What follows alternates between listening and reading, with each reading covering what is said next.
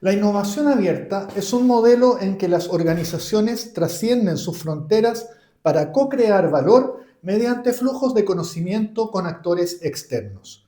Surge como respuesta a la creciente complejidad tecnológica y a la insuficiencia de los esquemas cerrados de investigación y desarrollo, consolidándose desde inicios del siglo XXI como un paradigma en gestión de la innovación. Para conversar acerca de innovación abierta, en esta oportunidad me acompaña nuevamente Juan Felipe Espinosa Cristiá, quien se ha especializado en vincular el management con los estudios sociales de la ciencia y la tecnología. Su investigación combina etnografía y métodos cuantitativos para analizar la producción de conocimiento e innovación. Juan Felipe es ingeniero comercial de la Pontificia Universidad Católica de Valparaíso, doctor en la Universidad de Leicester, Reino Unido, y también realizó su postdoctorado en la Universidad de Utrecht, Países Bajos. Perfecto. ¿Cómo estás, Juan Felipe? Muchas gracias por la invitación nuevamente. Desde la última vez que conversamos sobre universidades quedó abierto este tema porque justamente lo que hablábamos esa vez era que las universidades son parte del ecosistema de la generación de innovación. Y el modelo que está detrás de aquello, hasta donde yo lo veo, es el modelo de innovación abierta.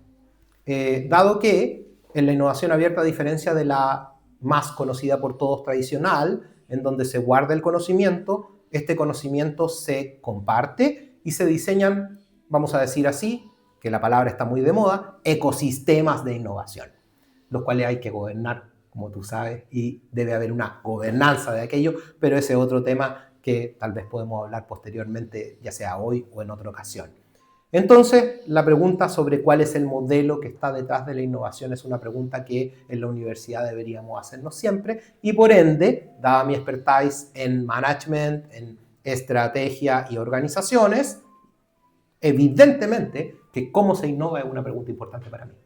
Desde tu perspectiva, ¿cómo se rearticula tanto las ventajas competitivas como el control organizacional cuando la innovación se articula con este paradigma abierto? Bueno, claro, esa es la pregunta de los 100 millones de dólares, como dicen algunos, porque efectivamente lo que busca la empresa es lograr tener rentabilidad y eso significa que por cada peso que se pone, tener una utilidad y que esa utilidad sea, como dice el creador de la idea de ventaja competitiva, Michael Porter, superior a mi competencia durante 5 periodos al menos, mediano plazo.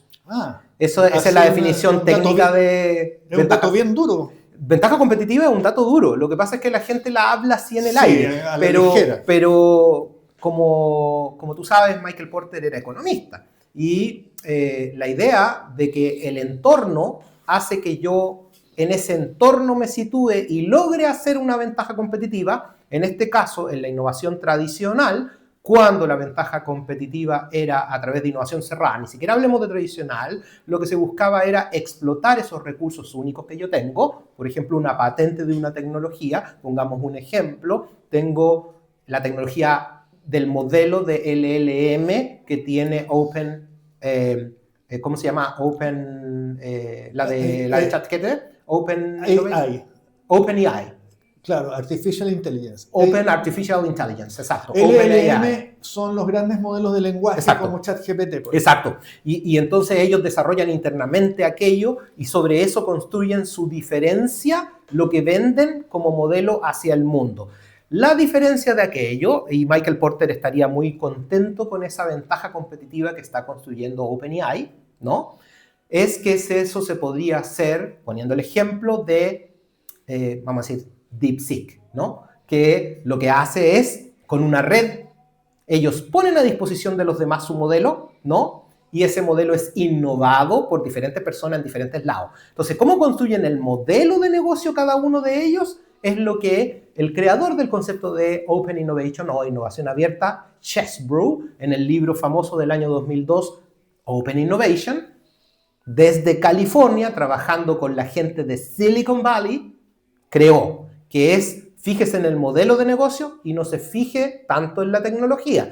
¿Qué significa eso, que la tecnología no es importante? No. Lo que significa es que la ventaja competitiva ahora se transforma desde yo capturar el valor internamente Ya. a capturarlo en la red.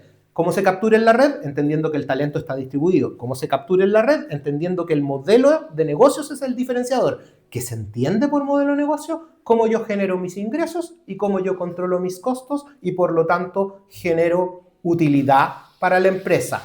Sea como sea la ventaja, a la Porter, con Michael Porter diríamos, porque yo hago algo que nadie más hace y por lo tanto me diferencio en mi modelo de negocio, o porque yo soy muy eficiente y tengo muy bajos costos, o una mezcla de aquello.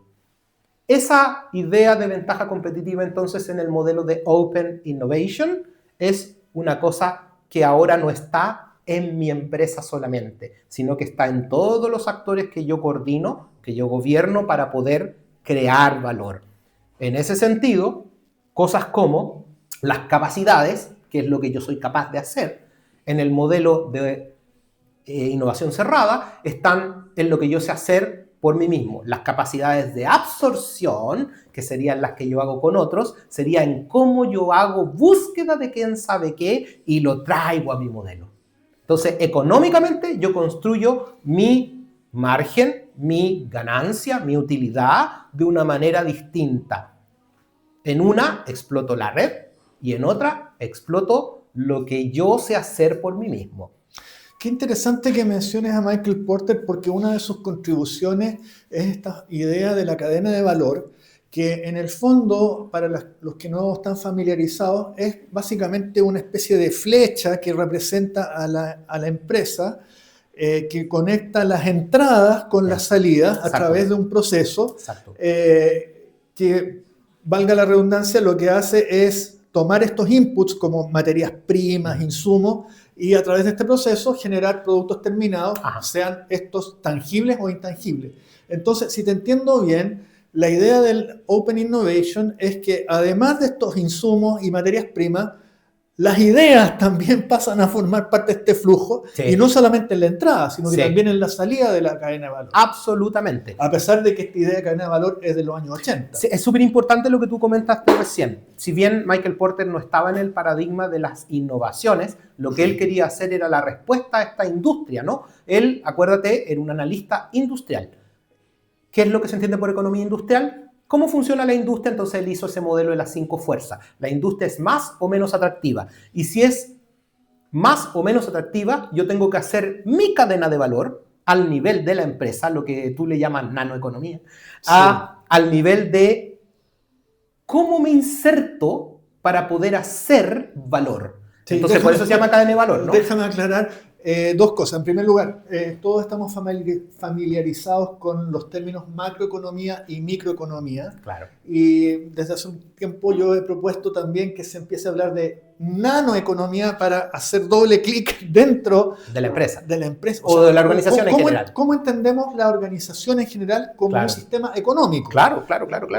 Y efectivamente. Y lo otro que es importante también es porque recién hablábamos contigo y yo no sabía, pero tú me explicaste que el modelo 5 fuerzas y la cadena de valor en el fondo son las dos caras de una misma moneda. Correcto. Una está mirando hacia adentro y la otra está mirando hacia afuera. Correcto, porque de hecho el paradigma estratégico de Michael Porter, esta es una digresión, pero importante para entender los modelos de innovación en la estrategia, y no solo como problema de innovación en sí, porque las empresas no van a hacer innovación si no es para tener una buena estrategia, ¿no? Y por eso que es tan importante. Y la estrategia es ganar, ojo, la definición clásica es cómo gano. Por eso, estratega viene del griego que significa general. Exactamente. Y el general quiere ganar la guerra y quiere ganar incluso, ojalá todas las batallas, pero bueno, en fin, a veces se pierde una batalla, pero se gana la guerra. El gambito que le llaman. El gambito, muy bien. Entonces la estrategia, en este caso a la Porter, sería entorno interno. La estructura determina lo que yo hago en mi cadena. ¿Y por qué? Porque esa es una tradición dentro de la estrategia que es estructura dependiente. Hay otra que es muy importante para la innovación, que tiene que ver con que yo hago mis activos únicos y conformo el entorno ganando. Entonces puedo ganar desde el corredor que se mejora a sí mismo, o puedo ganar desde el corredor que está mirando a los del lado con quien compite. esa tradición de Michael Porter, que es la que es más conocida acá, entonces se complementa con una tradición que se llama de la teoría basada en recursos. Y esta es muy importante para la innovación, porque la economía de la innovación abierta implica que yo puedo generar un recurso muy escaso, que es mi modelo de negocio. Ya, perfecto. Y esa es una capacidad que algunos autores le llaman dinámica, porque yo la voy generando. No tengo que ver cómo es el entorno, yo hago los entornos. Entonces, por ese lado, no es que sea una y otra, de hecho, es otro tema, pero quiero decir que esas dos teorías estratégicas son complementarias y que se estudian poco. Y les digo que sirven mucho ambas, porque uno hace mucho sentido, por ejemplo, cuando ve un proyecto de Open Innovation, de innovación abierta, que construye una capacidad única a partir de traer patentes de otro, a partir de traer conocimientos de otro, o a partir de yo dejar algunos, licenciándolo, lo que en innovación abierta llamamos innovación hacia afuera o hacia adentro, o una mezcla de ambas. Mientras que en el modelo cerrado, yo desarrollo in-house, adentro, todo. No estoy, y si lo compro con la idea de seguir desarrollando lo que estoy desarrollando. En la innovación abierta puedo pivotear, porque puedo encontrar algo afuera que me permita cambiar mi tecnología, ¿no? Y robustecer mi modelo de negocios, que es lo relevante. Por eso Chesbrough hablaba de modelos de negocio, de dejar el paradigma de que la tecnología, digamos, Chesbrough en ese sentido no es tecnología dependiente, o linealmente dependiente, es cómo yo ocupo la tecnología para hacer un mejor modelo de negocio. Eso es. Venga de donde venga. Eso que mencionas recién, fíjate que me trae a la mente el paper que escribimos con nuestro mentor, me refiero a Aquiles Limones. A Aquiles, que junto con él tuve el honor de escribir un paper que se llama algo así como autopoiesis, un fundamento para la auténtica gestión del conocimiento, porque nosotros insistíamos en esa época, estamos hablando del año 2006, hace 20 años atrás, insistíamos en ese paper en que en esa época se hablaba mucho de gestión del conocimiento como casi como una receta de compremos computadores, tengamos bases de datos potentes, y eso es gestión del conocimiento. Sí. Y nosotros éramos críticos de esa visión. Sí, claro. Y decíamos que en realidad la organización adquiere conocimiento per se, digamos. No es el conocimiento que adquieren ni siquiera los individuos que trabajan ahí, sino que es la cultura organizacional la que va aprendiendo. Y aprende no solamente en un sentido de académico, podríamos decir, sino que aprenden en el sentido también a cómo moverse en un entorno cambiante, en un entorno desafiante, en un entorno que está permanentemente presentando problemáticas nuevas. Y me parece que eso resuena mucho con esta idea de innovación abierta. Y además me trae a la mente lo que converso con mucha frecuencia con Christian Stein, con quien ya hicimos también un capítulo de Diálogos Eléctricos, quien señala que para hacer innovación no basta con tener un departamento de I+D. La propia organización tiene que co-crearse o autocrearse a sí misma, y el modelo de negocio tiene que ser dinámico y obedecer a lo que está ocurriendo en el entorno, saber adaptarse. O sea, vamos a poner un ejemplo de lo que tú estás diciendo. En la historia han habido casos muy estudiados, Chesbrough y muchos otros, han estudiado esta idea de la democratización, también le llaman algunos de la innovación, ¿no? Pero para no entrar en detalles técnicos de definiciones, lo clásico en la innovación abierta, por ejemplo, es cambiar el modelo, abrir, porque tú me hiciste la pregunta de la ventaja, junto con ella está la del control. Aquí está la contraparte, que es el control. Claro. Cuando yo tengo innovación cerrada, yo quiero controlar estos mecanismos de innovación. Y cuando yo quiero hacer innovación abierta, tengo que buscar un poco de cómo compartir, teniendo el cuidado, por supuesto, de que en ese compartir mi modelo de negocio se robustezca. Así como otro velará por su modelo de negocio, yo velo por el mío. Y, por ejemplo, Intel, que en su momento fue la empresa el paradigma de aquellos que construían, ¿no es cierto?, los chips y que ahora, por cierto, ha caído, pero dejando eso, en su momento, lo que ellos hicieron fue justamente tener el control de ciertas cosas, el capital y la arquitectura, ¿no es cierto? Pero muchos de los desarrollos que se hicieron con otros. Entonces, la pregunta es cómo nos relacionamos con estos otros que nos pueden ayudar cuando son de inbound, de entrada. Pero también, si Intel hubiera manejado más profundamente la innovación abierta, hubiera dicho, ¿qué de esto ya no me sirve de lo que yo creé y lo licencio y lo vendo? Porque lo importante entonces es tanto como traer, absorber, desprenderse. Las dos movimientos, ¿no? Y en ese sentido cambia el paradigma de pensar en que yo siempre estoy generando algo. ¿Por qué lo cambia? ¿Y cuál es la razón? Porque cuando tú estás generando algo, te vas entrampando en tu propio modelo. Y que esa es la clásica cosa que se estudia en administración estratégica, que es cómo te limita tu conocimiento, ¿no? A propósito de lo que tú decías de los modelos de conocimiento y de aprendizaje, lo que yo creo que está en el fondo de la idea de innovación abierta es un aprendizaje más material, un aprendizaje con la organización. Tú hablaste de cultura, la cultura es material, sin duda. Entonces, ¿cómo aprendemos en este lugar? No es de cómo aprendo yo, ni cómo aprende el objeto, es cómo aprendemos juntos, sociotécnicamente. Y en ese sentido, modelos de aprendizaje social son mucho más importantes, modelos de aprendizaje en red son mucho más fuertes y podemos incluso llegar a una cognición distribuida, si tú quieres, para hablarlo con temas más técnicos. Volviendo, para no entrar en ese detalle tan abstracto, en la práctica, por ejemplo, ¿cómo lo lograron en los casos clásicos, ¿no es cierto? Orquestando, porque la estrategia, a diferencia de en el modelo cerrado, es orquestar. ¿Dónde está entonces la economía acá? ¿Cómo gano plata? ¿Cómo hago dinero? Porque la red da valor. ¿Y por qué da valor la red? Porque, y delante en una conversación fuera de cámara, te comentaba quién yo creía que debería ser un premio Nobel de Economía no economista. Han habido, de hecho, para los que no saben, han habido 2 o 3 premios Nobel de personas que no son economistas puros, digamos, o que trabajan con problemas económicos, pero desde otras perspectivas. Kahneman, Tversky, pero Kahneman en particular, psicólogo del comportamiento, que creó las bases de la economía del comportamiento, Simon, que creó las bases de entender el mundo de la racionalidad acotada, que era cientista político, psicólogo y economista, entonces diferente, y otra economista también del Procomún que ganó el premio Nobel. Bueno, yo creo que hay un sociólogo económico que debería ser premio Nobel, ¿no es cierto?, que creó esta idea de los lazos débiles.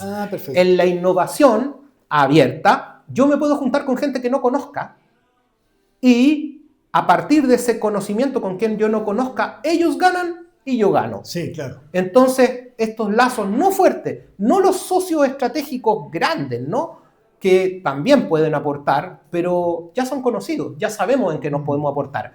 La idea de la red es que a veces la red aporta más valor cuando tú no conoces a la persona que te juntas con. Claro. Por ejemplo, cuando estás buscando empleo y hay una persona que conoces poco, te abre un mundo que tú no conocías. Sí. Y eso en la innovación abierta, Chesbrough lo visualizó sin citar la teoría de los lazos fuertes, lazos débiles. Lo que él hizo fue construir una idea de modelo de negocio distribuido.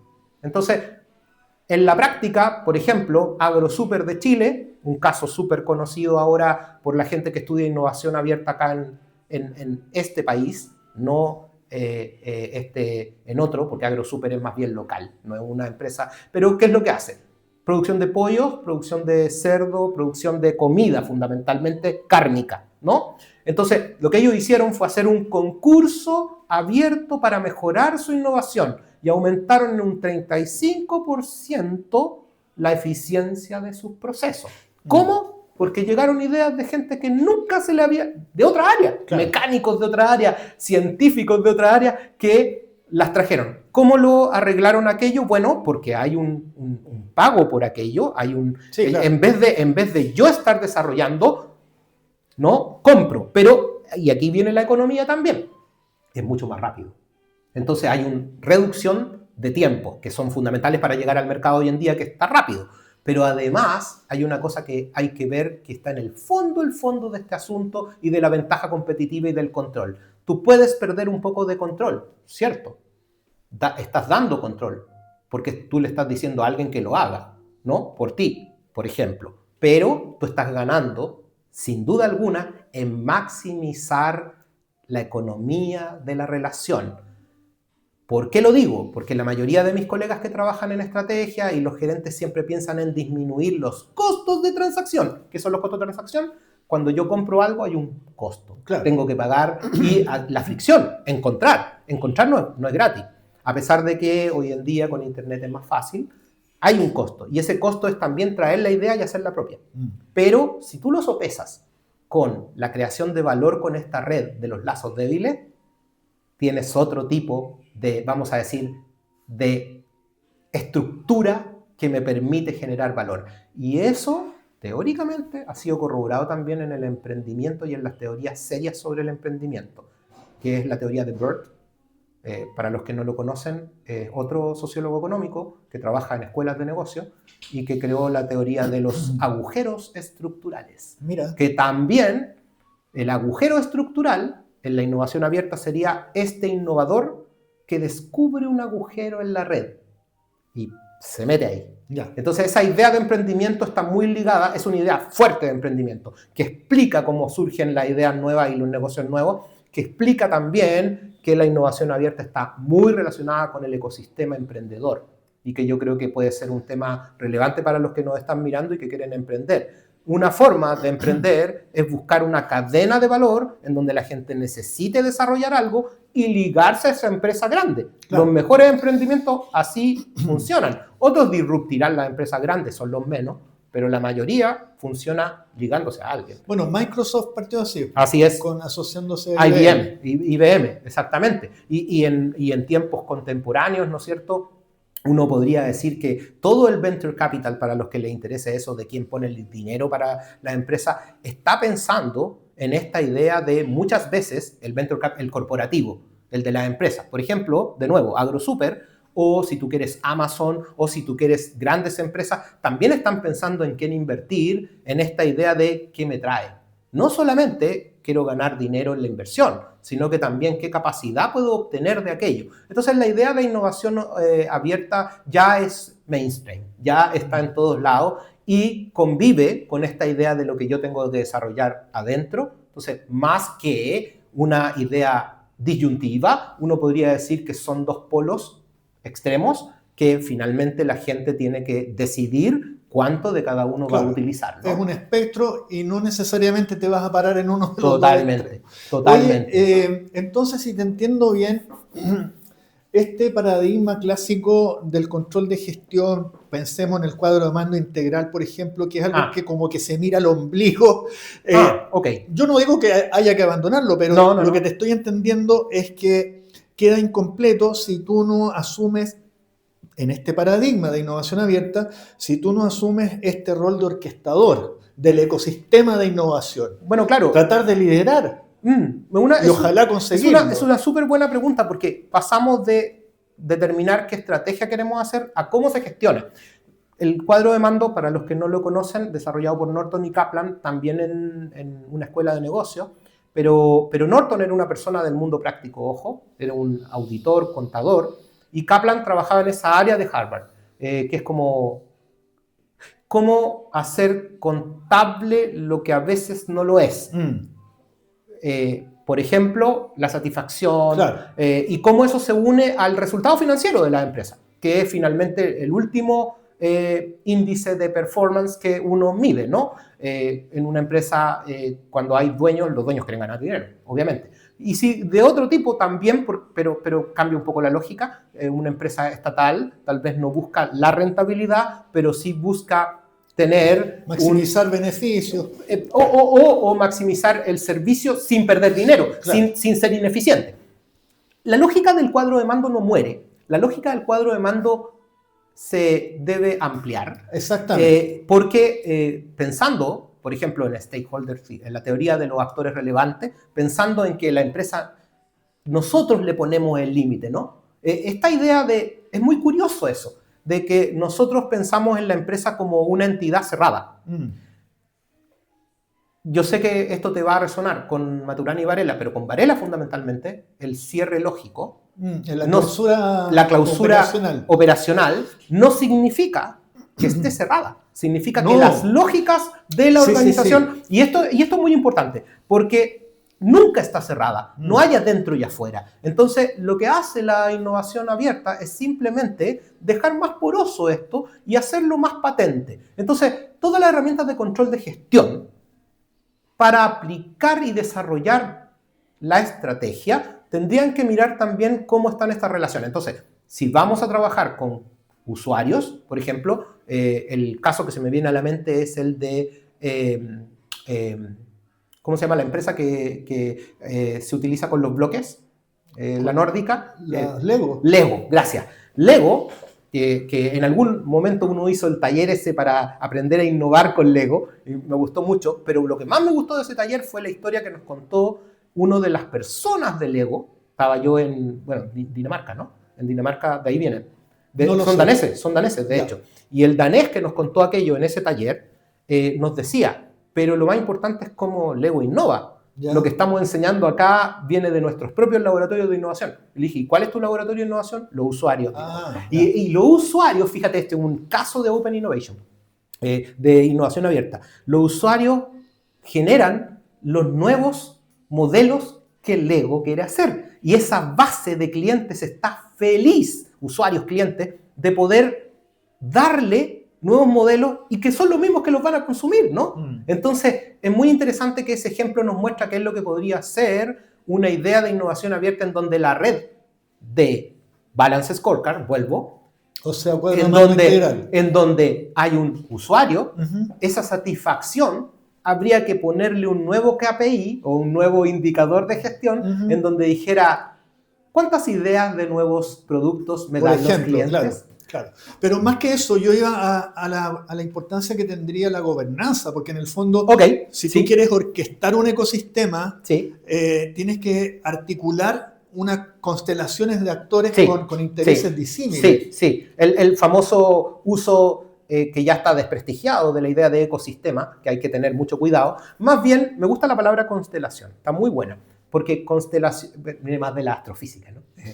En gobernanza se habla de constelaciones de actores. Correcto. Es parte también del juego de lenguaje. Ya, en eso entonces tengo que aprender mucho porque me interesa mucho. Así que voy a hacer el magíster que tú hiciste para aprender. No, broma. No lo hagan así. Pero podemos conversar más de Lo que puedes hacer es ver el video que voy a dejar al final de Excelente. Con mi introducción a la gobernanza. Súper. Porque normalmente los ingenieros cuando hablan de gobernanza se refieren a la gobernanza corporativa. Sí, correcto. Gobierno corporativo. Que es un caso muy particular de gobernanza. Y gobernanza realmente... Claro, y acá estamos hablando de una gobernanza que incluya, por ejemplo, actores no cercanos que pueden ser parte de este proceso de innovación abierta. Claro. Que puede ser participativa o no. En general, la innovación abierta es participativa también. Pero porque es importante eso. Claro. Más o menos democrática, pero casi siempre es más democrática porque tú dejas un poco del control, pero también sabes que la red, al darte este valor... hay alguien que lo tiene que capturar. Bueno, entonces, ese es justamente ¿cómo se puede decir? La característica fundamental de la definición que yo adscribo de qué es lo que es una gobernanza. La gobernanza, a diferencia del gobierno, es necesariamente participativa. Claro. Y el gobierno es jerárquico. Claro. De hecho, es interesante ese punto. El Balance Scorecard está más bien pensado para un gobierno. Pero la herramienta en sí es suficientemente flexible para poder hacerlo. De hecho, por ejemplo, la cadena de valor pensó en esto de innovación cerrada. Cómo yo controlo mi cadena, pero eventualmente Michael Porter abrió la cabeza, como todo buen pensador y como toda persona que estaba leyendo lo que Chessbook por el otro lado hacía. No es muy difícil darse cuenta de que lo interesante son la concatenación de cadenas. Entonces, ya cuando uno lo piensa así, la cadena de valor, que es cómo yo ingreso, produzco, egreso y hago mis procesos administrativos para que esto dé valor, un margen, básicamente ganar, esa cadena no está sola en el mundo, está con otras. Mis proveedores, mis clientes, mi usuario y en un paradigma de innovación abierta todos aquellos que participan en el proceso de innovación, que es uno de los pilares de la ventaja competitiva. No el único, porque también podemos construir ventaja competitiva con un buen proceso de administración. Y sería ahí el paradigma de la innovación abierta, sería, por ejemplo, que la gente de administración financiera compartiera como mejores prácticas con gente de otro lado. Y ahí tenemos una innovación de proceso, que es fantástica y que muchas empresas, por ejemplo, medianas y pequeñas en Chile, están haciendo de alguna manera mediados con actores que les enseñan a administrar, qué sé yo, Cercotec, voy a poner un ejemplo.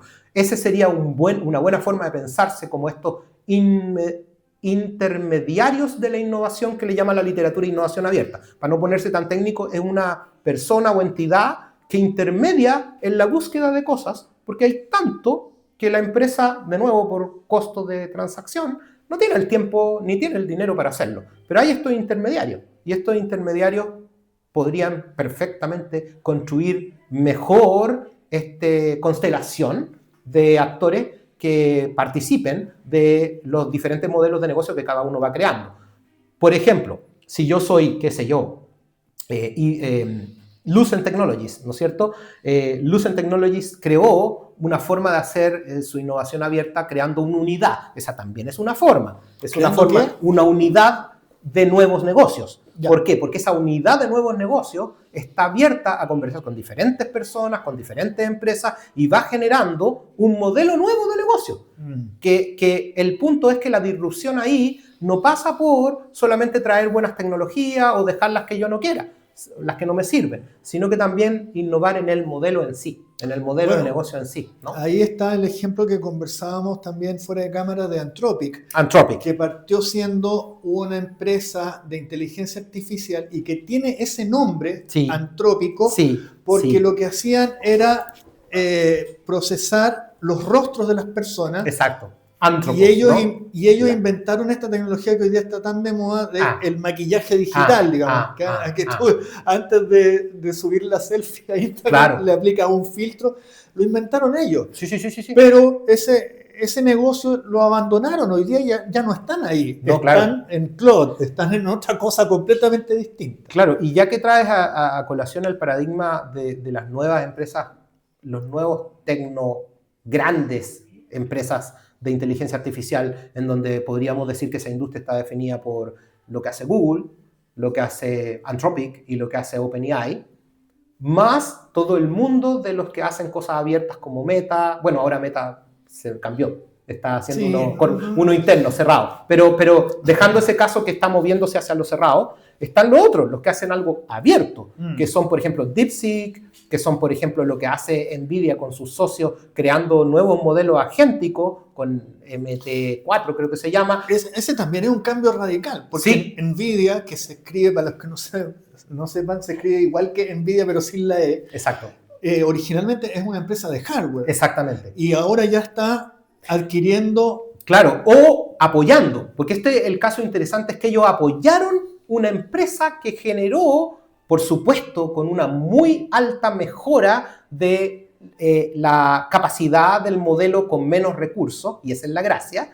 Ellos invirtieron en este modelo agéntico chino, abierto, con Open Access, con Open Code, que está el código abierto, y para bloquear a las empresas que tienen innovación cerrada. Ahí. Entonces, ese punto es bien importante, porque lo que estamos viendo es que la mezcla de innovación cerrada, que en el caso de NVIDIA es mi hardware para el mundo, yo lo cierro, son mis tarjetas de video, son mis chips de procesamiento de datos, el H100, el H200 y otros más, y los monstruos esos que están construyendo, o incluso el que te venden para que tú te lleves a tu casa, un computador pequeñito que trae una posibilidad de hacer procesamiento de modelos de lenguaje largo en tu casa. Ellos hacen, vamos a decir, un cierre ahí en el hardware, pero en el software apoyan la innovación abierta. Entonces, es una mezcla. Tengo que interrumpirte para que los no especialistas sí. sepan dos cosas. En primer lugar, NVIDIA fue principalmente, nació, digamos, como una empresa que fabricaba las GPU, Exacto. que son unos chips complementarios. Así es. Que la necesidad de mercado tenía que ver con los gamers, los que Exactamente. jugaban juegos de video, quienes los juegos de video, para que ustedes se imaginen, tienen que simular una realidad virtual, objetos de 3 dimensiones y presentarlos en una pantalla plana de 2 dimensiones. Entonces hay una cantidad de cálculos trigonométricos que hay que hacer enorme, que los procesadores normales del computador no daban abasto. Entonces con estas tarjetas GPU, los gamers podían hacer que era básicamente un coprocesador matemático que le insertaban al computador, pero de pronto los creadores de Bitcoin y de las criptomonedas se dieron cuenta que podían usar esas GPU para minar, ¿no? Para minar y hacer cálculos matemáticos que no tenían nada que ver con videojuegos. Claro. Y posteriormente todo lo que hoy día conocemos como inteligencia artificial se basa en estas GPU que, como les digo, todo esto se lo debemos a los gamers de hace 20 años atrás. Totalmente de acuerdo. Hay que prenderle velitas. Nvidia realmente lo que hizo fue, a propósito de pivotear un core competence, una competencia central que tenían en GPUs, y convertir eso en la base hardware del desarrollo de la inteligencia artificial generativa y ahora agéntica. Claro. Y vuelvo al caso, porque es un caso tal vez muy reciente, pero muy interesante de observar para desmitificar la idea de que lo abierto es bueno, lo cerrado es malo. En los negocios, lo bueno es lo que genera rentabilidad. El camino del medio. El camino del medio, como hablábamos delante off cámara. Pero, ¿a qué me refiero con eso? El caso es GLM 4.7, un modelo agéntico chino abierto que Nvidia invirtió en. Hay una convergencia técnica porque ellos también utilizan el software y los chips GPUs de Nvidia. Entonces, todo lo que se desarrolla en forma abierta no se desarrolla en forma abierta en el hardware. Ya. Convive, esas dos cosas conviven. ¿Y en qué se transforma eso? En una estrategia competitiva para dominar el mundo de la inteligencia artificial mirado mucho más que una industria con desarrollo interno-externo o con innovación cerrada abierta, sino que mirado como una industria que yo quiero dominar. Entonces, Nvidia, para mantener su crecimiento, que a todo esto tengo un hermano que se hizo millonario invirtiendo en Nvidia porque le achuntó hace 10 años, no estoy bromeando, es muy cierto. Él vive en Estados Unidos y un amigo le dijo, oye, ¿sabéis qué? Ahí está el enfermero, nada que ver. ¿Y por qué es tan importante esto? Porque alguien lo visualizó. Sí. En algún momento. Y alguien lo hizo. Ahora, ¿cuál es el punto? El punto es que Nvidia visualizó cómo hacer estrategia hacia adelante. Y la única forma de no perder el poder es mezclar innovaciones. La innovación cerrada de mantener, ¿qué mantiene él? Sus patentes de sus chips, del H100, del H200. Los chinos tratan, por supuesto, de copiarlo y tratan de hacer ingeniería reversa. Pero en general, la estrategia aún le ha servido a Nvidia. Aún mantiene su poderío en ese punto. Pero para hacerlo realmente poderoso, tiene que quitarle poder a alguien. ¿A quién? A los que hacen el software. Y los que hacen el software son los grandes, Gemini, que es de Google, Claude, que es de Anthropic, y ChatGPT, que es de OpenAI. ¿Y por qué tiene que quitarles poder? Porque las cadenas de valor están anidadas, como decíamos. Entonces, la innovación te tiene que servir para tú construir tu modelo de negocios más poderoso. Aquí hay que ser pragmático. Y esto suena duro para la gente que a veces piensa en bueno y malo. Por supuesto que hay gente que puede ser maligna, pero ese es otro tema. Aquí estamos hablando de cuál es la estrategia que te permite ganar. Lo que ha hecho Nvidia, entonces, es hibridar su implementación de innovación. ¿Cómo la ha hibridado? Erosionando lo que la literatura llama el foso propietario que tienen en este castillo. Hay un foso, ¿se acuerdan del castillo, el foso? El foso que tiene el burgo medieval y el castillo feudal. Este foso es el que impide que gente se meta al modelo de ChatGPT, que gente se meta al modelo de Anthropic y que se metan al modelo de Gemini. Ojo que Gemini ya cachó eso, porque acaba de tirar un modelo libre y están, ¿no es cierto?, haciendo cosas con modelos abiertos y con modelos cerrados. Ojo con eso. Pero eso es muy pronto para decir cuál es la estrategia final que tienen.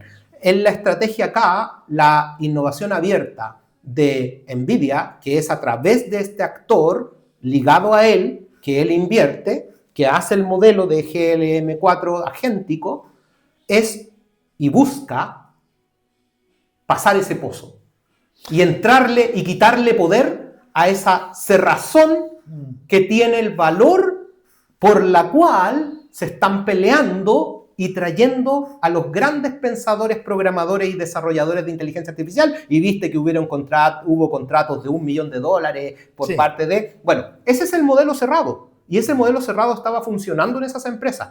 Pero el modelo abierto vino a disruptir, tal como diría el maestro Chesbrough, diría a disruptir, ¿qué cosa? La idea de que igual siempre va a haber esta doble oportunidad, estas dos caras de la innovación. Una que es propietaria y una que es en la red.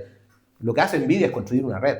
Lo que hace NVIDIA es construir una red utilizando innovación abierta y ocupando ese nicho, usando la innovación abierta, ocupando ese nicho y mantener su foso, que es el foso del hardware. Ahí sí, nadie le cruza todavía. Pero bueno, dicen que algunos están trabajando a través de ARM, ¿no? ARM, sí. el otro sistema de arquitectura. Pero sin ponerse tan técnico, eso también es un tema tuyo más que mío. Yo creo que pueden venir otros y disruptir NVIDIA, por supuesto. Pueden hacer lo mismo, hacer un paradigma abierto y cambiar el hardware. Y que el hardware ahora no sea tan duro. Entonces, ¿qué es lo que nos quedaría? ¿Quién tiene el dinero para comprar la energía? Que ese otro punto. Una cosa que mencionaste la pasada, pero que me gustaría explicar, porque no todos los que nos están viendo a lo mejor están familiarizados con ese tema, claro, es el código abierto. Ah, claro. Sí. Ocurre que muy importante. La inmensa mayoría de los lenguajes de programación que se denominan de alto nivel, que son los que realmente usan los programadores, o usaban, porque ahora el código lo están escribiendo los LLM. Y los agentes inteligentes que tú puedes poner a trabajar para ti. Eso es otra cosa que también quería aclarar. Pero volviendo a lo que te estaba comentando. Sí. Tradicionalmente, el programador programa en un lenguaje que se llama de alto nivel, como por ejemplo Java, Python, etc. Sí. Y ese programa tiene que ser procesado por un algoritmo para convertirlo en un código de máquina de bajo nivel, que está escrito con puros ceros y unos, que es el que realmente se ejecuta en el computador. Correcto. Por lo tanto, normalmente tú vas a tener acceso a ese conjunto de ceros y unos, pero no al código original, correcto, que es lo que se llama el programa fuente. Correcto. Entonces, el paradigma de código abierto significa, no, yo aquí te regalo mi código abierto, aquí está mi código Python para que tú lo uses. Mejóralo. Y de hecho, si quieres. Por ejemplo, las redes YOLO, que es un tipo de machine learning, son abiertas. Sí. Están ahí disponibles para que el que quiera las use. Toda la comunidad GitHub es una comunidad que funciona sobre ese paradigma, ¿no? Linus Torvalds, que fue el que creó no es un sistema operativo, es más bien un ecosistema. Un ecosistema de sistemas operativos. Sí. Linux, y además creó GitHub precisamente para eso. Sí, justo. O sea, él fue uno de los impulsores de esta idea de hacer que el código sea abierto. Justamente. Y es interesante porque, por ejemplo, Anthropic, cada día más, una parte de su modelo lo hace abierto, porque de hecho, por ejemplo, todos los add-on que tú le puedes poner a Anthropic para, por ejemplo, hacer que tú utilices su modelo. Lo que le pones a Claude. Claro, al modelo, a Claude particularmente, tú puedes entrenar tu propio modelo. La cosa es que es una mezcla de nuevo, porque tú puedes ir a GitHub, traer instrucciones previamente diseñadas, escritas por otro, lo utilizas, pero siempre estás entrando al modelo que ellos tienen propietario del gran LLM gigantesco que tienen para poder conectarse y mejorar. Es, de nuevo, una hibridez entre lo cerrado y lo abierto, porque el cliente, el usuario, yo puedo ponerle cosas nuevas pero estoy limitado porque no puedo traer ese código. Por ejemplo, yo podría bajar algunas versiones de Gemini, en particular de Gem, actualmente, y esa versión correrla en mi equipo, incluso offline. De manera local. De manera local. Siempre que tengas el hardware para hacerlo, claro. Con GPU y todo. Claro, resulta que ahora están sacando versiones que corren hasta en teléfono. Entonces, esa idea de Gemini de hacer mezcla está en la misma línea que yo decía. Nvidia lo está haciendo, están todos. Entonces, pareciera ser que en algún momento se cerró todo, pero ojo, es solo un momento de la innovación, porque la innovación tiene también una historia que empieza a abrirse más, a cerrarse, a hacer hibridez. Entonces, si uno quiere pensar esto, es mucho más dinámico. Por eso que la ventaja competitiva, volviendo a tu pregunta original, es mucho más de capacidad dinámica que un momento como la pensaba en su momento inteligentemente, pero sin prever lo que iba a pasar Michael Porter. Por eso es que a mí me gusta mucho recoger esta historia antigua de la ventaja competitiva a partir de capacidades dinámicas, que es un profesor que se llama Tis, que está vivo todavía, y que decía que la única ventaja competitiva real es lo que uno hace con el resto de las cosas. Y entonces él no hablaba de gobernanza porque no es del área, pero yo creo que estaría de acuerdo contigo de decir que hay una gobernanza, tal vez no correctamente porque no siempre decía que la gobernanza era compartida o democratizada, rizomática con Deleuze, ¿no? Pero sí, yo creo que es muy cercana a su idea a que las capacidades, que son las bases de las ventajas competitivas, lo que yo sé hacer. Por ejemplo, lo que sabe hacer la NASA cuando hace los concursos para traer ideas es el proyecto. Ellos son capos. Es una expresión bastante conocida, chilena, pero yo creo que se ocupa también en otros países. Por eso la SMART son personas ágiles mentalmente, tienen muchas capacidades dinámicas en hacer proyectos. Entonces, si alguien inventa cómo hacer la cerámica para que no se queme, que ahora tuvieron problemas con el último, con el Artemis, bienvenida sea. Porque ellos van a hacer este concurso o esta apertura para que muchos generen soluciones que en su red van a traer y ellos que van a controlar su modelo. ¿Cuál es su modelo? Tener el control del proyecto. Entonces, ese es el ejemplo que quería decir a propósito de esto de que en tecnología, incluso de punta, se puede trabajar con cosas que no son cerradas, ¿no? Tú hablas, digamos, y mencionas a la pasada cosas que no todos entienden. Perdón. Déjame aclarar. LLM son los grandes modelos de lenguaje. Sí. Que no es lo mismo que inteligencia artificial. No. Ya tenemos también un diálogo eléctrico en que hablamos con Gloria Aburto y explicamos que la inteligencia artificial es un gran conjunto y dentro de eso hay un subconjunto que son los LLM, dentro de los cuales tal vez el más conocido es ChatGPT. ¿Qué es la inteligencia artificial agéntica? La idea es que, por ejemplo, cuando yo interactúo con ChatGPT, soy yo siempre el que tomo la iniciativa y le digo, ChatGPT, haz tal cosa. Un agente, en cambio, está funcionando solito 24/7 y él solito dice, aquí hay algo que lo voy a procesar y lo voy a entregar. Y lo otro que mencionaste era, lo último que dijiste. ¿Sobre la NASA, tal vez? Se me fue, pero había otra cosa que mencionaste que era muy técnica. Solo para... lo de la cerámica. Resulta que prácticamente todas las naves espaciales, incluyendo los satélites artificiales, en algún momento tienen que reingresar. Así es. ¿Ya? Y a las velocidades que vienen, que son típicamente 20.000 kilómetros por hora, la fricción con la atmósfera es tan grande que esas naves se calientan. En el caso de los satélites, se calientan tanto que se derriten y se vaporizan. Y por eso es que normalmente no caen trozos de satélite, aunque a veces sí caen.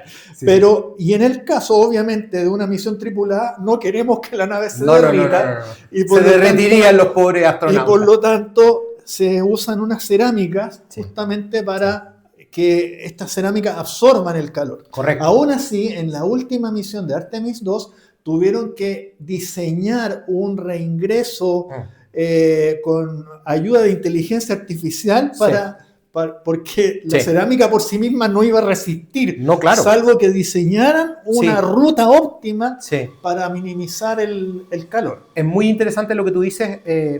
Claro, bueno, la idea de las tecnologías en general, existe lo que se llama el hype, ¿no? Que está de moda. Está de moda hablar de inteligencia artificial y cuando se refieren la mayoría de las veces las personas, cualquier persona, habla de los modelos generativos, ¿no? Sí. Inteligencia artificial generativa, que son estos LLM. Cuando los periodistas dicen, por ejemplo, ¿cuáles son las 10 mejores películas de cine según la inteligencia artificial? Eso es. En el fondo lo que están diciendo es, le pregunté esto a un LLM que tiene una historia, y que Claro. tiene una historia porque tomaron todo este contenido, lo pusieron y a través de algoritmos buscan una respuesta, lo que le llaman algunos los loros repetidores, ¿no es cierto? Para poner el ejemplo, buscan una respuesta a través de la probabilidad cercana de las palabras y ese tipo de cosas. El punto es que también está, por supuesto, el aprendizaje máquina, también está, learning, qué sé yo, deep el deep learning, y son inteligencias, otras áreas del desarrollo de la inteligencia artificial, algunas mucho más antiguas, que ahora están empezando a dar mucho más fruto, por las capacidades, entre otras, de los chips que permiten, ¿no es cierto?, los de NVIDIA. Por la capacidad de cómputo. Que es básicamente la capacidad de cómputo. Pero fíjate que hay un tema interesante ahí y que quería profundizar. El ejemplo que daba de la inteligencia artificial es muy reciente, pero la innovación abierta también puede existir en cuestiones donde la tecnología es más soft, no tan importante, ¿no? Por ejemplo, hablaba delante de AgroSuper, que era esta empresa que hace comida, básicamente alimentos, que ¿no? cultiva pollos, como decía Claro. cierto presidente. Cultiva pollo, bueno, y cerdo, etcétera. La Expresidente. carne, la proteína, que es tan relevante que hoy en día uno podría decir, pero estos tipos que hablan de tecnología y todo, podrían hablar de proteína de insectos, que de algo más moderno, o de carne creada en laboratorio. No, pero no hay que ir tan lejos. Por ejemplo, todos los productos que hace Lever, que son productos, o Procter & Gamble, que son productos que tú tienes en tu casa, como por ejemplo la pasta de dientes, el champú, que son químicas ya archiconocidas, ¿no? Pero siempre, y esta es la cosa linda de la innovación, que yo creo que todos los que estudiamos el sistema capitalista contemporáneo, desde los grandes pensadores del capitalismo contemporáneo del siglo XX, por eso Schumpeter, ¿no?, se situó en el tema del innovador y la innovación, más que solamente el emprendedor, pero que también tiene visos de, porque la innovación justamente es lo que cambia los mercados, lo que cambia el mundo. Entonces, en este movimiento de la innovación, uno se maravilla viendo que gente como Lever, gente como Procter & Gamble, generaron 35, 36, 40% más de productos abriendo su red, ¿no? Y comprando este modelo, implementándolo, en donde hay que gobernar un ecosistema. Y no con el mundo de lo voy a hacer yo porque yo soy Procter & Gamble y yo soy el muy bueno para generar nueva pasta de dientes o una pasta de dientes que blanquee más o eso.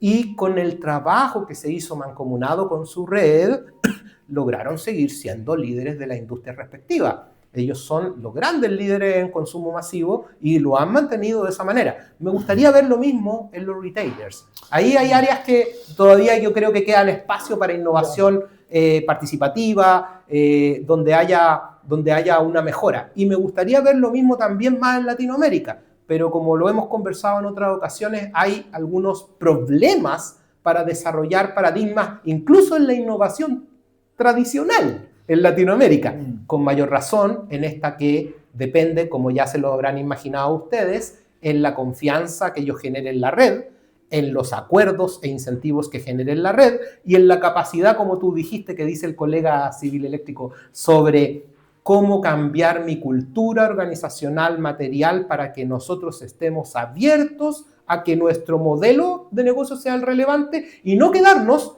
con la idea de que lo que tecnologizamos, lo que generamos en tecnología, sea lo relevante. Volviendo al viejo mito del marketing, estamos en el negocio del transporte, no en el negocio de los ferrocarriles, como decía Teodoro Levitt, ¿no? Sí. Eso es, yo creo, la esencia de la innovación abierta, que no se nos olvide en qué negocios estamos y no en qué tecnología para ese negocio estamos. Ese yo creo que es el punto central. Oye, mencionaste a Schumpeter y me gustaría explicarle a los que no lo conocen. Resulta que hoy día todo el mundo habla de innovación. Claro. Y es como normal que las empresas hagan innovación, no se nos ocurriría otro paradigma. Pero eso no siempre fue así. No.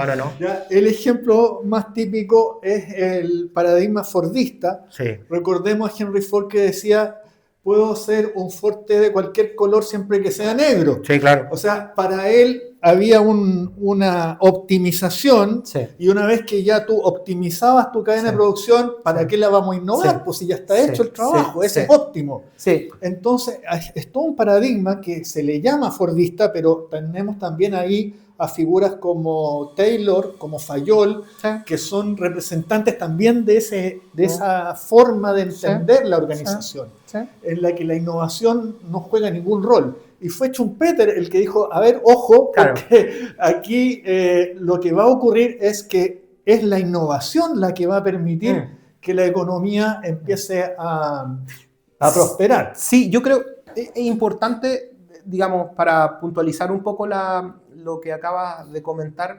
y sin hacer un contrapunto teórico tan difícil, sino que más bien algo entendible de primera. Schumpeter lo que hace es entender la innovación y cómo este afecta a la economía y los mercados. Yo creo sí que los Fordistas, Henry Ford, Taylor, etcétera, entendían un tipo de innovación, pero no le habían puesto nombre. Porque lo que hace Henry Ford es innovar la cadena de producción. Lo que él hace... Sí, pero una vez que ya la tiene desarrollada, la deja quieta. Sí, pero ese es justamente el problema. O sea, ese es el problema, a ver, para ser bien directo, es lo que le pasa a todos. Cuando muchas empresas no construyen una capacidad innovadora, sino que lo que hacen es innovar y quedarse. Sí. Pero el hecho de él ser una persona que se situó en una industria y que la disruptió, yo pienso que Schumpeter, si no mal no recuerdo, no es uno de los ejemplos que pone más grande, pero estoy seguro que lo entendería como innovador industrial en el sentido estricto. Ahora, de acuerdo, eso es innovación de procesos. Y en lo que sí estoy 100% de acuerdo contigo es que, por ejemplo, ellos no entendieron la innovación de productos como se entiende hoy por hoy, en donde, por ejemplo, hablando de Lego o de otras empresas, el usuario tiene una voz participativa en esta innovación de los productos y tú, eventualmente, el trabajador, por ejemplo, el clásico ejemplo que ahora se ha puesto de moda es Doritos, que este trabajador mexicano, ¿no? Que estaba en PepsiCo, una de las empresas que hacía papas fritas, ¿no? Lay's, y le dicen, si no me equivoco, él hacía esto mexicano, ¿no? Entonces traía unos chips, no los chips mexicanos, estos que son triangulares, y los traía con diferentes chiles. Lo hacía en su casa. Claro, y los traía y comía. Y un día empezó a dárselo a la gente y fue y habló con el jefe, porque él era trabajador operario. Le dijo, ¿sabe que esto se vendería tan bien como las papas fritas? Y esa innovación desde adentro, el intraemprendedor, intrainnovador, por decirlo así, es algo que evidentemente la gente de ese tiempo no entendía, porque no buscaba, por ejemplo, que el personaje le generara el Ford de color rosado que le hubiera gustado a las mujeres. Pero yo creo que eso era porque, claro, el desarrollo de la innovación como estudio y como conceptualización había sido menos desarrollado, pero claro, estos próceres de la administración que venían más bien de lo industrial, ¿no? Industrialistas le decían industriales, pensaban más bien en procesos, y no pensaban tanto en el mercado como una cosa relevante. Lo que yo creo que cambió en el paradigma de la innovación a partir de Schumpeter en adelante es que no se puede entender innovación sin pensar en mercado. Y eso es bien relevante porque cambia el concepto de innovación. Pero yo me atrevo a hacer esa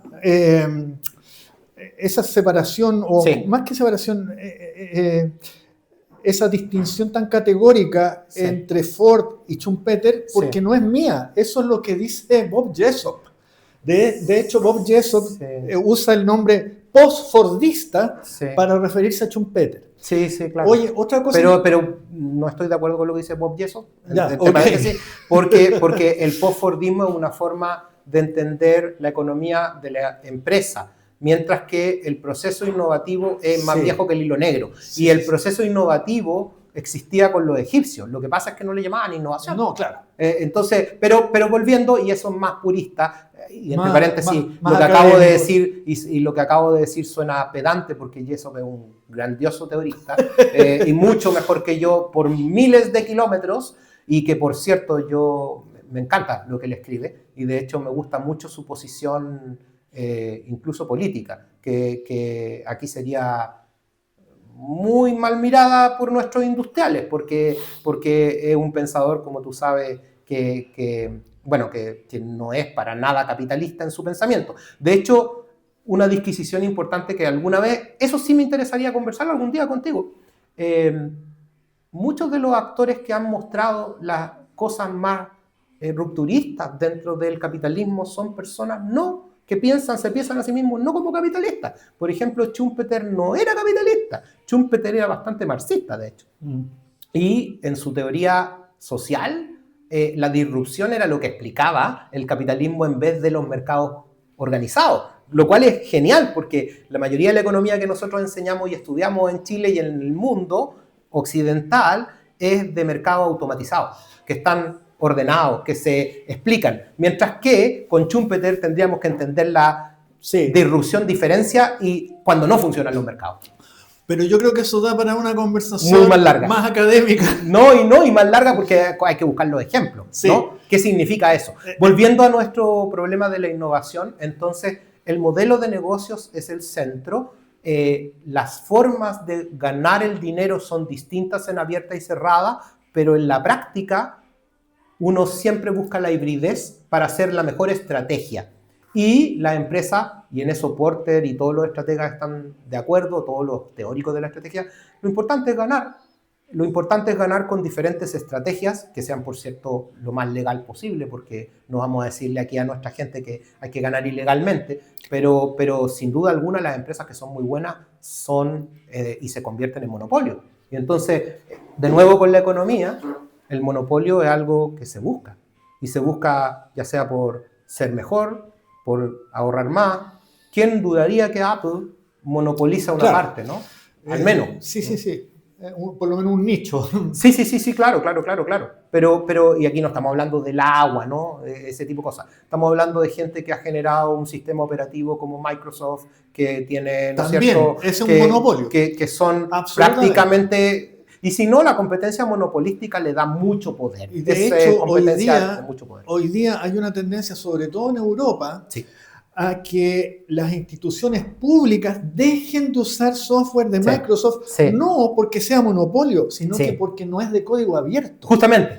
Y por lo tanto, que el precursor de eso fue Brasil, hace muchos años. Hay un tema de soberanía digital. Totalmente. Que yo lo he planteado varias veces cuando yo trabajé en el Ministerio de Economía. Tuve la oportunidad de reunirme con personas de otros ministerios. Muy interesante. Y les dije, aquí hay un problema de soberanía digital, porque piensa tú que nuestras Fuerzas Armadas usan un software que el gobierno de Estados Unidos sabe perfectamente en qué consiste y qué algoritmos hay, y sabe perfectamente que a lo mejor ese software te está espiando, no solamente con la cámara. O ahora cuando usan Gemini. Cada vez que tú tecleas una tecla, el software perfectamente puede saber qué tecla apretaste. En cambio, si usas un sistema como Linux, que es de código abierto, eso es auditable. Tú puedes ver el código y sabes qué es lo que estás ejecutando. Exactamente. Y además nadie va a estar, vamos a decir, teniendo el log de lo que tú hiciste. Y lo mismo habría que comentar a propósito del ejemplo que usamos aquí de inteligencia artificial generativa, los famosos LLM, que está toda esa información quedando en los registros de OpenAI, de Gemini y de Anthropic. Ahora, como Anthropic ha sido un poco más cuidadosa en lo que dice, no sé si en lo que hace, porque, por ejemplo, y ahí está el gran problema a propósito de los ejércitos, sin duda alguna, Anthropic no quiso que usaran su modelo para la guerra en Irán. Entonces, este video lo estamos grabando en abril de 2026. Correcto. plena guerra Así de es. Israel y Estados Unidos en contra de Irán. Exactamente. Entonces, lo que tú dices no es menor. Y en la innovación abierta, una de las cosas importantes, para volver a nuestro tópico, es cuidar esta cosa de quién es dueño de qué, los acuerdos, los contratos. Entonces, hablábamos fuera de cámara de que los abogados siguen siendo importantes.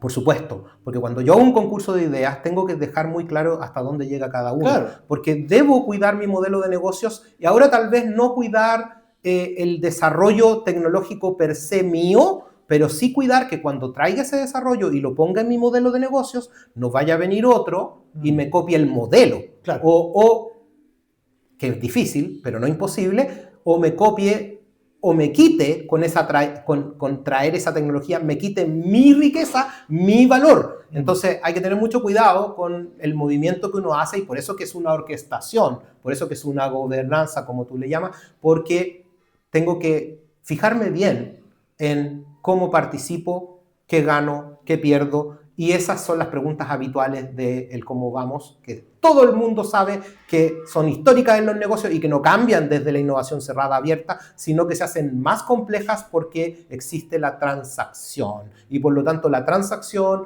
y la complejidad de la innovación abierta es la parte difícil, la parte de que hay que gestionar, hay que trabajar, hay que pensarla bien, hay que planificarla. Entonces yo te diría que se necesita más gestión y más abogado. Las Oye, dos cosas. Tú mencionaste la historia de los Doritos, Sí. que yo no la conocía, Sí, es muy bonita esa historia. pero se me vino a la mente algo que a lo mejor tú no conoces. Seguro que sí. Seguro que no lo conozco. Resulta que uno de los grandes problemas que tienen los astronautas en el espacio, además de que los problemas de cafetería que se hicieron famosos durante la misión Artemis II, Exacto. aparte de eso, es el tema de la alimentación. Porque claro, se claro. tienen que alimentar en gravedad cero. Así es. Entonces, si tú tomas una cucharada de Sí, sí, algo, sí. de arroz, qué sé yo, el arroz va a empezar a flotar. Sí. ¿Cómo? Y la cuchara se te va a quedar vacía. Claro, ¿cómo? Y lo peor de todo es cuando comes cosas como las papas fritas o los Doritos que se deshacen en migas, Exacto. porque esas migas Se van a todos lados. pueden estropear artefactos electrónicos sumamente delicados. Claro. Entonces, O el agua, te ¿no? cuento que fabricaron unos Doritos especiales, espaciales, No sabía. para poder ser ¿Que no se consumidos. rompen o algo así? Claro, para que no miguean, digamos, Qué increíble. para poder ser consumido en el espacio. Bueno, Lo más curioso es que poca gente sabe esto Seguro. y hay mucha más gente que sabe que los astronautas comen Nutella. sí, correcto. Es que no ha tenido la suficiente, digamos, la exposición medial, lo cual obviamente que es un golpe tremendo medial para una empresa. No es menor lo que estás diciendo porque efectivamente la NASA, y a propósito que de la NASA, volvemos a esa idea de qué es lo que hacen ellos. No tienen ni idea de cómo hacer comida, obviamente. Claro. Saben los problemas. Sí, Entonces, ¿por qué tiene sentido la innovación abierta? Exactamente. Tiene sentido porque no podéis saber todo. Claro. Así es.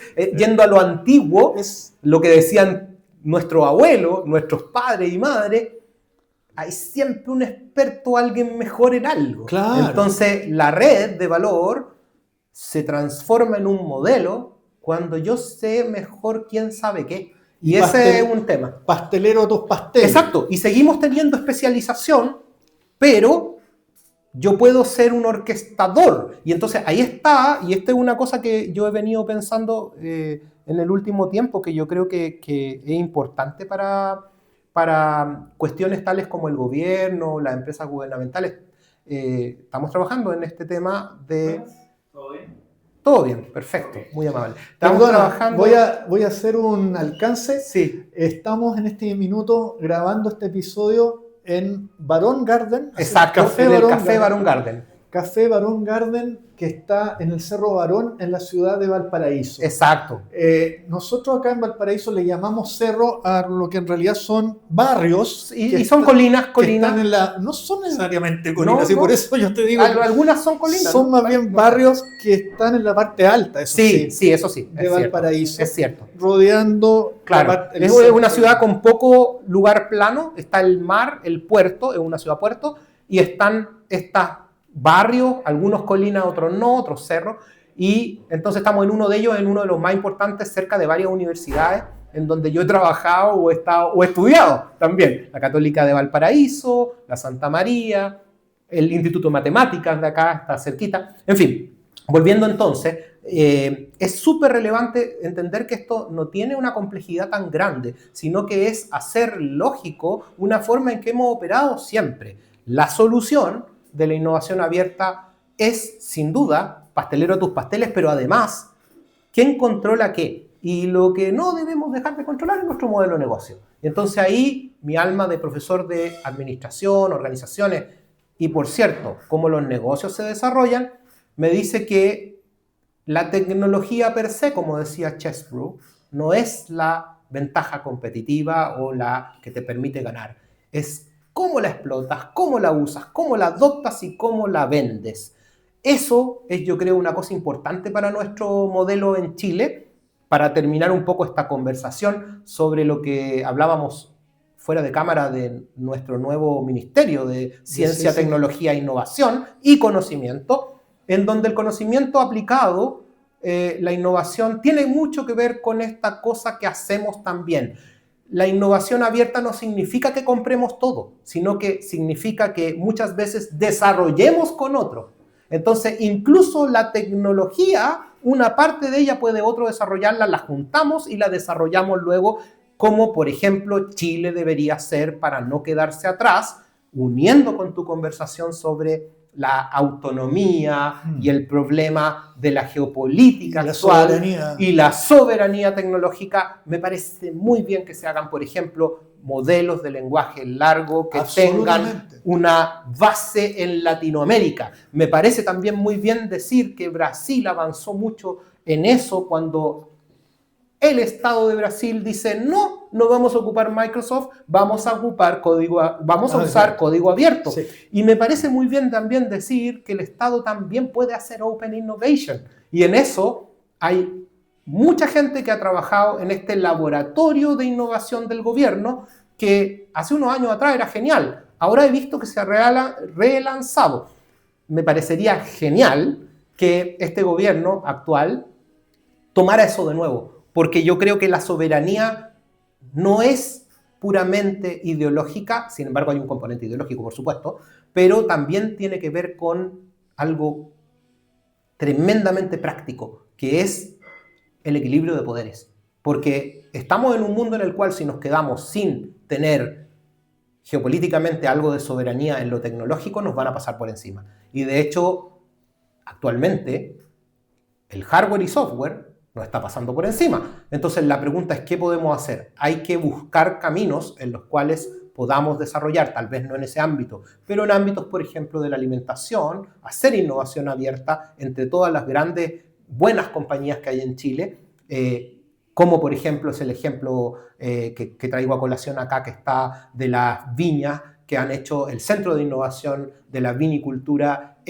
adosado a la Universidad de Talca. Esa gente está trabajando en serio, están trayendo científicos de diferentes lugares, están haciendo productos con base tecnológica, entendiendo que el negocio del vino no es desarrollar la empresa toda la tecnología, sino que entendiendo que el negocio del vino es hacer buenas marcas, tener una buena presencia internacional e incluso, vamos más allá que innovación conjunta, en donde diferentes empresas en conjunto desarrollen empresas y modelos de negocio en conjunto para poder competir en el mundo. Yo creo que esa movida, si lo hace bien este ministerio, podría transformarse en un cambio paradigmático del modelo de desarrollo de Chile, que no le podemos dejar todo.